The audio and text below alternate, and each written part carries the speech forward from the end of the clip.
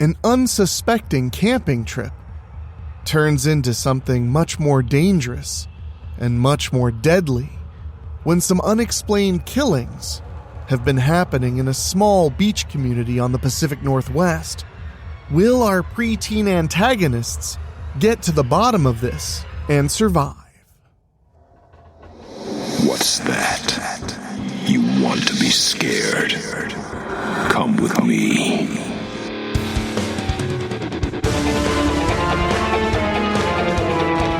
You will experience tales of horror, ghosts, and death. It is not recommended for the weak at heart. Listen in the dark. It's more fun that way. This is Weekly Spooky.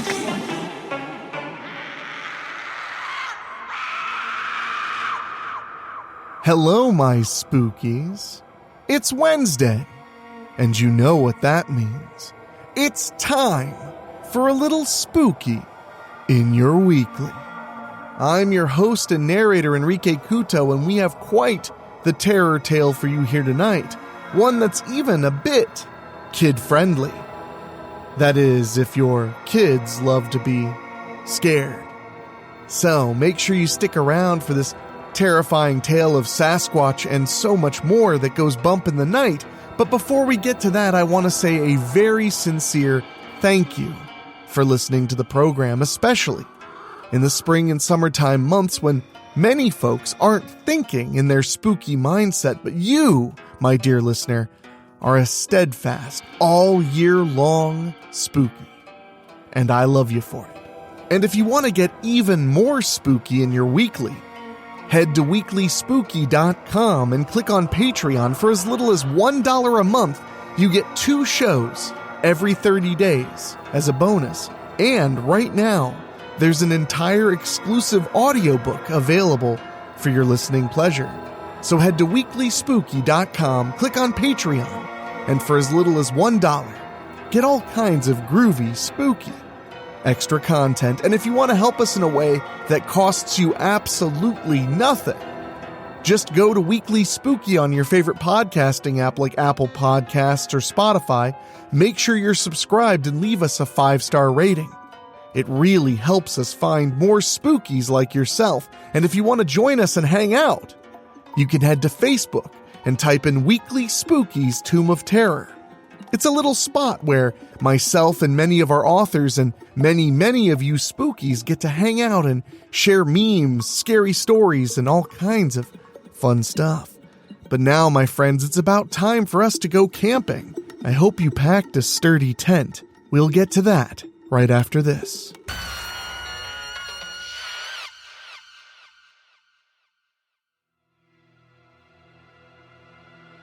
Bigfoot at the Coast by Bruce Haney. A highlight of every summer for Tom was the week he went camping with his best friend Arturo at the beach. His friend's parents were nice enough to let Arturo bring along one friend every year. Lucky for Tom, Arturo was his best friend. The annual trip always included a stop by the Tillamook cheese factory, bonfires on the beach, and many trips around the campground on their bikes where they tried to make friends, especially with girls. The social hierarchy was different on vacation.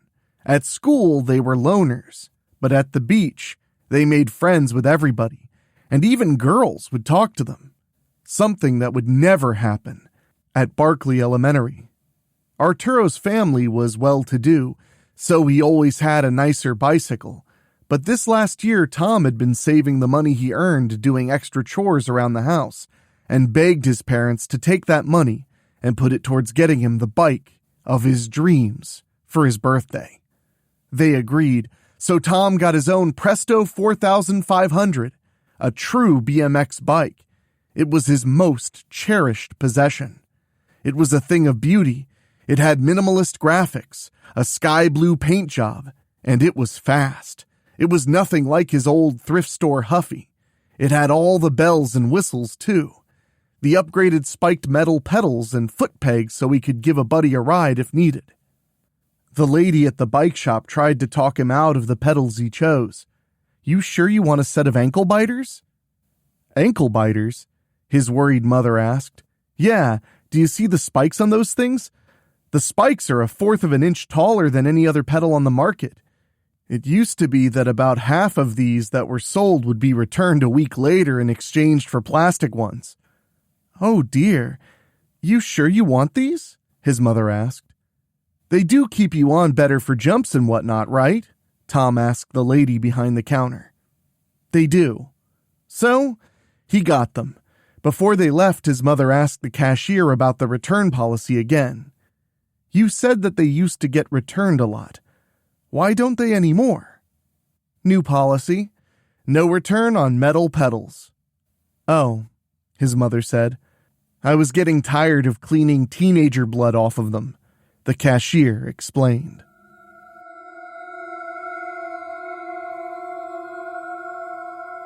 Tom was excited to ride the bike around the campground to see all the other kids look at it in awe from atop their discount department store bicycles. Though he had a nice bike, he was still a lower-income kid, so it took him a while to go through his clothes and pick the best outfits for the camping trip. He wanted to make sure there was nothing to stop him from impressing the girls. Last year's trip was the closest Tom had gotten to kissing a girl. He thought that just maybe, with a bike this cool, a girl could look past his looks and he could get that ever-elusive first kiss. A thing that both boys were excited about as well with the trip was the recent Bigfoot sightings they had heard about. The Pacific Northwest has always been a hotbed for Bigfoot activity, which is where they were. But you usually don't hear about them at the beach. Why wouldn't Bigfoot want to go to the ocean? Arturo had asked Tom. Well, for one, it's a tourist spot, which means it's a good place to get spotted. That's one reason that he wouldn't. Plus, what can he do at the beach? I doubt he can swim. He certainly can't surf, Tom said. Wouldn't it be rad if he did, though? Arturo said and laughed. That would be cool, if Bigfoot finally shows himself to the world and he's on top of a surfboard catching some waves, Tom joked. Cowabunga, dude, Arturo said while pretending to be a surfboard-riding Bigfoot. They both laughed. Then Tom got serious. If Bigfoot wasn't at the coast, how do you explain that mutilated dead body that was found? The two boys started begging to ride their bikes as soon as they pulled into the campsite, but they had to help unpack and set up the tents first. By the end of the day, they had ridden the whole park a dozen times, made friends with a couple of kids, and picked out who they thought was the cutest girl around the campground. Her name was Melissa, and she was their age, but they felt she had a sophistication to her because she wore a chain wallet and a rock t-shirt over her long-sleeved shirt, and had purple streaks in her hair. Lucky for them, she was the slightly older sister of a kid named Ricky, whom they had befriended. After they had eaten dinner that night, they were allowed to go on one last bike ride and say goodnight to their new friends. They bolted to Ricky's campsite. He wasn't as cool as the other kids they met, but it would give them a chance to talk to Melissa. At their campsite, Melissa and Ricky were sitting by the campfire, roasting marshmallows. Seeing the two boys, Melissa set hers aside like she was too cool for roasting marshmallows. This was good for them. It meant that she thought enough of them to worry about being perceived as cool. The conversation between the four kids came easy, especially between Tom and Melissa. It seemed they had a similar taste in music. In Utero is a far superior album to Nevermind, Melissa said. No way! Nevermind has so many hits, Tom argued. What album has Come As You Are on it? Ricky asked. Nevermind, Melissa, Arturo, and Tom said in unison. That's the best one then. Case closed, Ricky said. You're both wrong. In Utero is so raw and full of angst. It's his most personal album to date, Melissa argued. Being that none of the other kids knew what the word angst meant, they decided to let her win. "It's a rad record either way," Tom said. Their conversation about music was interrupted by rustling in the bushes. They all looked over and saw nothing, and then looked back at each other. Melissa gave a little giggle to pretend like she wasn't startled. "Did you hear about the man they found?" Arturo asked Melissa and Ricky. "No," Melissa answered. "Just a couple of weeks ago, at Oakley Park, just a mile up the road, a man was found with his arm ripped from his body and his chest caved in," Arturo said. "Nuh-uh," Ricky said. Melissa looked over to Tom to gauge if Arturo was lying or not. "It's true. We almost didn't get to come because his parents were so freaked out," Tom said. "For real?" Ricky asked. "Yes, and they never caught who or what did it," Arturo said. "Do the police have any suspects?" Melissa asked. "Just one," Arturo said. "Bigfoot!" a voice screamed behind them. All the kids started to scramble, and out from the bushes came a man. "Dad?" Melissa and Ricky said in unison. "You scared the crap out of me," Melissa yelled. "You know I hate when you say that word," her dad said. "Sorry, Dad. You scared the dookie out of me," Melissa explained. "That's so much worse," Tom said. "Now who are these two boys that are trying to frighten you?" her dad asked. "Tom and Arturo," Melissa said. "We're not trying to scare them. It's true, sir, there was an attack," Tom said. "It's Jerry, not sir," Jerry said. "Did you know?" Melissa asked. "Yes, but I didn't want to ruin our trip. We've been looking forward to it all summer," Jerry said. "Maybe you have, but I would have rather stayed home with Mom," Melissa said, and then got up and stormed off to her tent. She tried to show her anger by zipping up the flap as quickly as she could, but as a gesture of frustration, it's a poor substitute for a slammed door. "Well, you boys better be off, it's getting late, and you wouldn't want Bigfoot to get you," Jerry said while walking to his daughter's tent to try to smooth things over. "This trip means a lot to him. Our parents got a divorce and he only gets us every other weekend," Ricky explained to Arturo and Tom. "Aw, man, I'm sorry to hear that," Tom said. "It's whatever.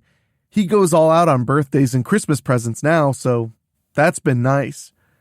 Fingers crossed that I can get him to get me a bike like yours for Christmas," Ricky said. Her father was right. It was time for them to head back to their camp. Arturo's parents would be looking for them soon. After they got on their bikes, they heard rustling in the bushes again. They looked to see if it was her father, but he was by Melissa's tent talking to her through the flap. Tom, who led the way with his expensive new bike, quickened his speed, which Arturo struggled to keep up with. They heard no more rustling or strange sounds on their ride back or while sitting around the campfire with Arturo's parents. It wasn't until after they went to sleep that they heard any weird noises again. Neither awoke from the sounds of breaking branches outside their tent, but Tom awoke at the sound of rapid scraping on the side of their tent. Tom shook Arturo to alert him. "The heck?" Arturo said. Then they heard a soft voice. "Tom? Arturo? Is this your tent?" Melissa asked. "Dude, it's Melissa," Tom whispered. "Weird," Arturo said. "Is that you two? I hear you whispering. I need your help." "It's us," Tom said. "I woke up and my kid brother Ricky was missing. I thought maybe you two could help ride around with me to look for him." "Dude, should we go?" Tom asked. "Dude, it's late. We could get in trouble," Arturo said. "Yeah, dude, but it's Melissa and her kid brother is missing." The two argued back and forth like this for another minute until Melissa interrupted them. "Dudes, you going to help or not?" Tom unzipped the flap and crawled out. Luckily, they had both finally given up wearing pajamas the year before, but the sleep shorts and oversized shirt look wasn't a great style either. Tom had a Teenage Mutant Ninja Turtle shirt and Arturo was sporting a faded Batman one. Geek culture wasn't as mainstream back then, and Melissa would have ripped on both of them if it weren't for more pressing issues. "How did you know our campsite?" Tom asked. "No one else in this park is riding around on a new Presto 4500 in baby blue," Melissa said while pointing to where their two bikes were leaning against the picnic table. "Sky blue," Tom corrected. "Okay," Melissa said with a dismissive tone. "When did you last see your brother?" Arturo asked. "I'm not sure. At some point he got up to go to the bathroom and never came back." "Why come to us and not your dad?" Tom asked. "He's heading to the campsite host's spot now to alert them and call the cops," Melissa explained.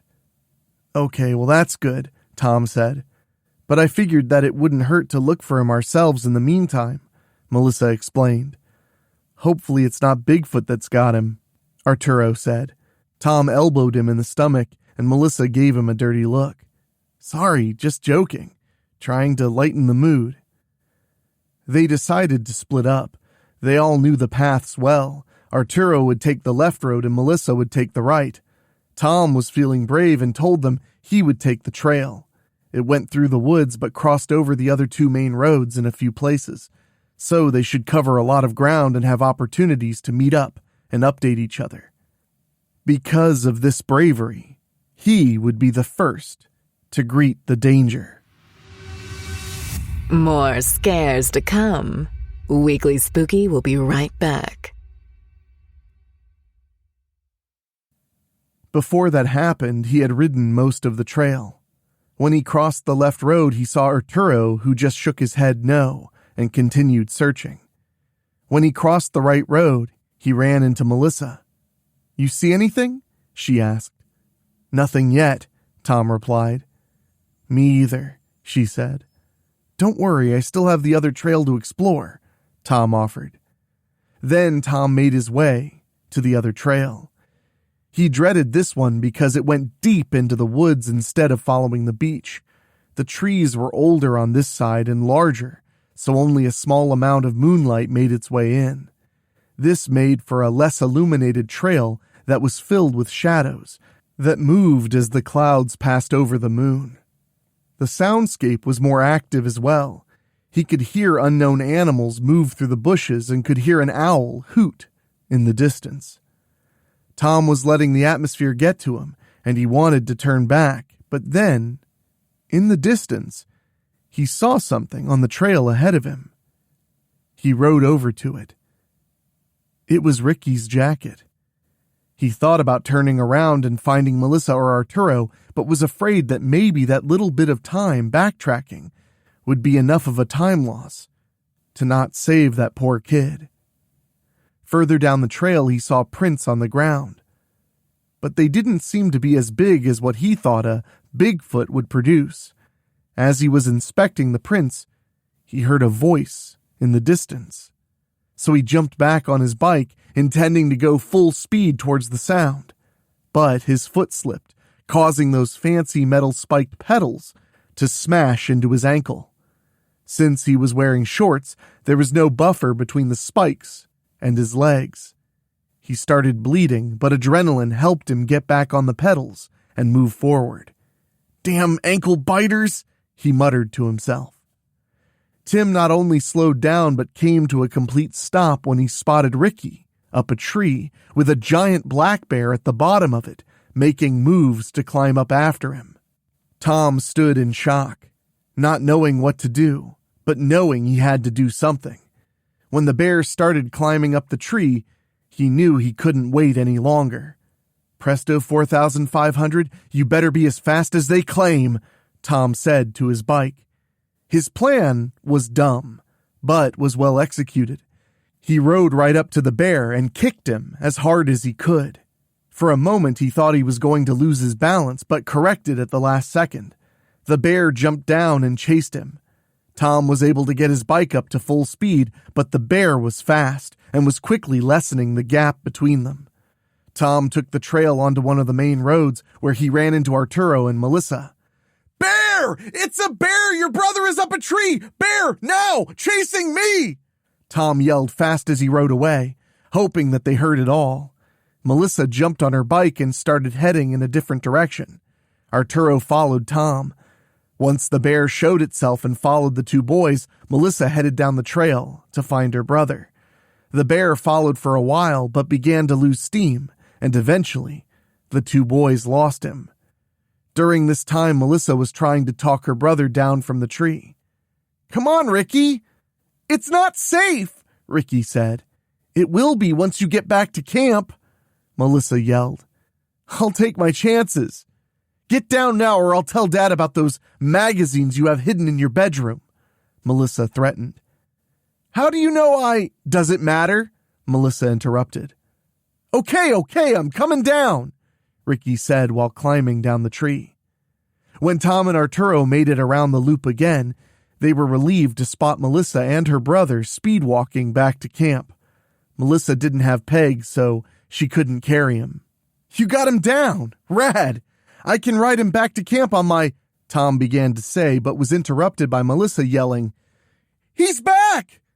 The bear jumped out of the woods near Tom and Arturo. Tom sped up and skidded to a quick stop in front of Melissa and Ricky. "Ricky, get on my pegs! Everyone else disperse! He can't chase us all!" Tom yelled. As soon as Ricky was on the pegs, Tom was off. Arturo hadn't stopped, so he was now in the lead. Tom took off in the opposite direction in hopes that the bear would follow him instead of his friends. But the bear followed Arturo, and almost as soon as they were both out of sight, he could be heard screaming.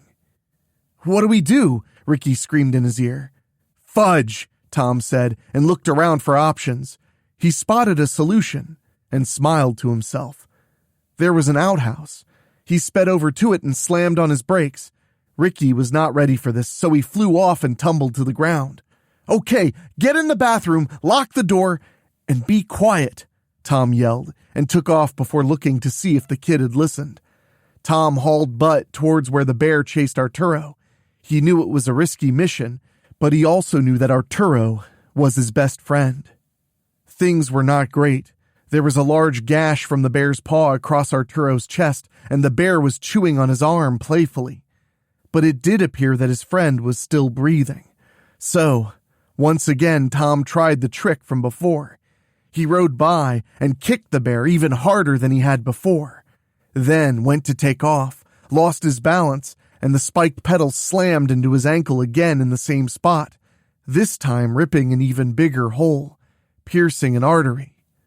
Tom couldn't push past this injury. He screamed and fell to the ground as blood gushed from his leg. The bear took notice, stopped snacking on Arturo, and made its way towards the now helpless kid who had kicked him twice. Tom looked up at the bear with its bloody snout and waited for death to come. I should have listened to that lady at the bike shop. But then, the strangest thing happened. The bear rose off the ground. "The heck?" Tom said to himself, and then he saw it. It was Bigfoot, and he was bigger and stronger than he had ever imagined, strong enough that he was able to pick up a rather large black bear. After lifting it up, Bigfoot threw the bear against a nearby tree.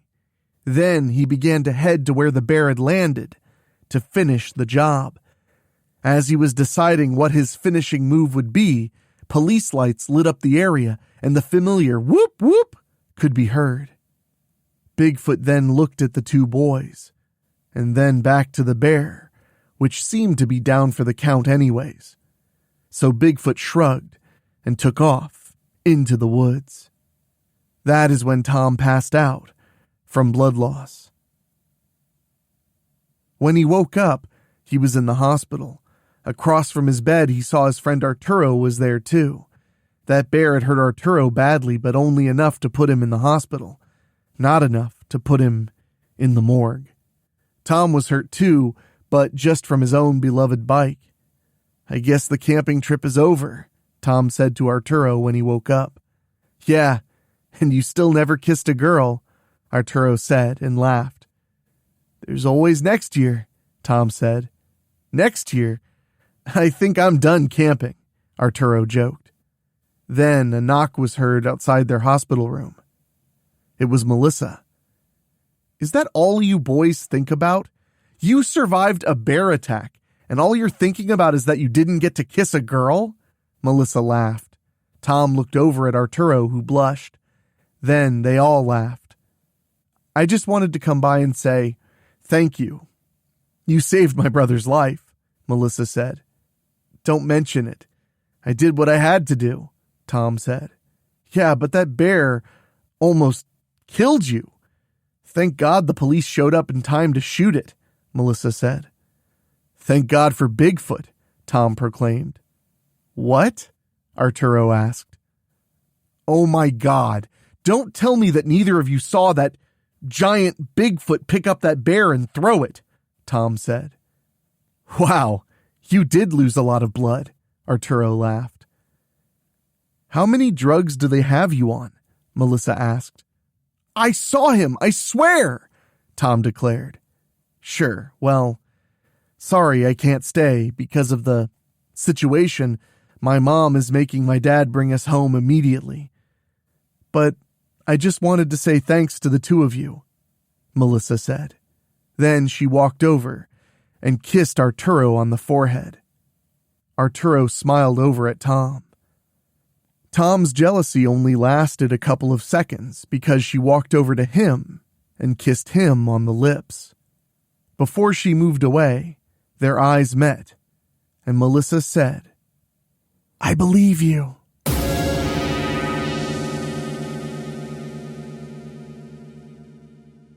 Well, my spookies, we got a little bit of preteen romance there at the end.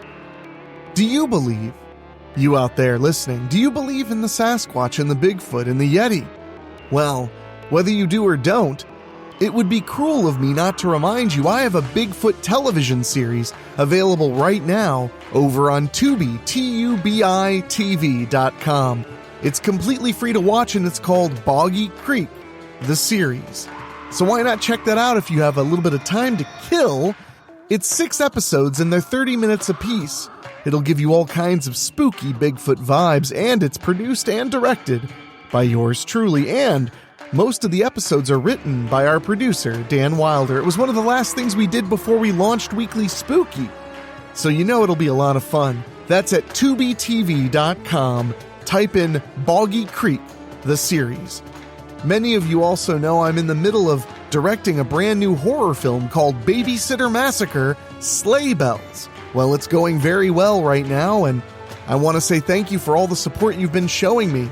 And an extra special thank you to our Patreon podcast boosters, folks who pay just a little bit more to hear their names at the end of the program. And they are Johnny Nix, John Callan, Bobbletopia.com, Jenny Green, Brent McCullough, Karen Wiemet, Jack Kerr, and Craig Cohen. Thank you guys so much, and if you want to hear your name on the end of every episode, just go to weeklyspooky.com, click on Patreon, and select a tier at $15 a month or higher. It really makes a big difference and allows us to keep bringing you the spooky you love on the weekly.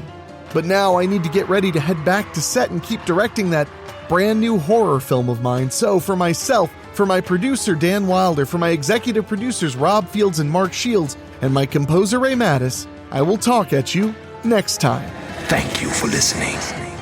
Make sure to find your way back next week. But for now, you are safe. Trust me.